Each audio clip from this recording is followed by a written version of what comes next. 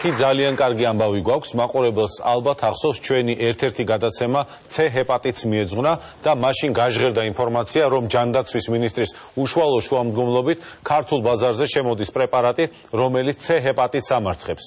საქართველოში ჩამოვიდა ამერიკის შეერთებული შტატების ატლანტის დაავადებათა კონტროლის ცენტრის ხელმძღვანელი ფრანცისკო ავერჰოფი, რომელიც ამ პროცესში აქტიურად არის ჩართული.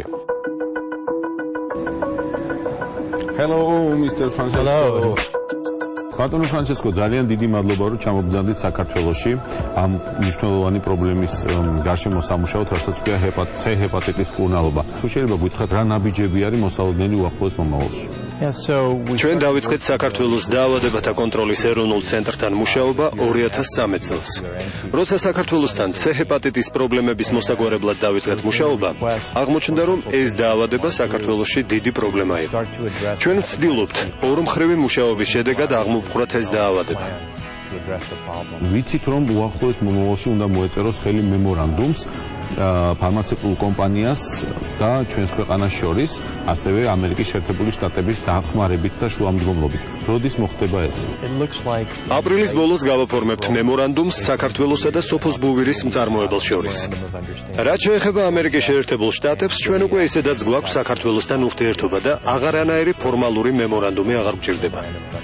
ჩვენი მაყურებლისთვის უფრო გასაგები რო გავხადოთ, მოდით უფრო ფართედ ვისაუბროთ იმ პრეპარატის შესახებ, რასაც ქვია სოფოს ბუბირი, რისი მეშვეობითაც მოხდება ჰეპატიტით დაავადებული პაციენტების მკურნალობა. რა დროს სჭირდება ამ პრეპარატით პაციენტის განკურნებას? სოფოს ბუვირის მკურნალობის კურსის ხანგრძლივობა დამოკიდებულია იმაზე, თუ როგორი ტიპის C აქვს პაციენტს. C ჰეპატიტის სხვადასხვა გენოტიპი არსებობს და ყველას მკურნალობა სხვადასხვა პერიოდი სჭირდება. ამასთან მნიშვნელოვანია ისიც, თუ რამდენად დაავადებულია ღვიძლი, მაგრამ საშუალოდ მკურნალობის ხანგრძლივობა 20-დან 24 კვირამდეა.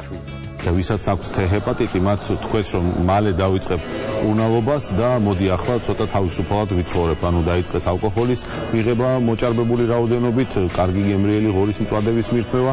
რამდენად დასაშვებია ეს, ან რამდენად მიგაჩნიათ თქვენ ეს საერთოდ სწორად და ნორმალურად? რას ურჩევდით თქვენ ჩვენს მოსახლეობას? ჯანსაღი ცხოვრების წესი მკურნალობის ძალიან მნიშვნელოვანი ნაწილია. მათ ვისაც C ჰეპატიტი აქვთ, მართებთ, რომ განსაკუთრებულად მოუფრთხილდნენ თავს.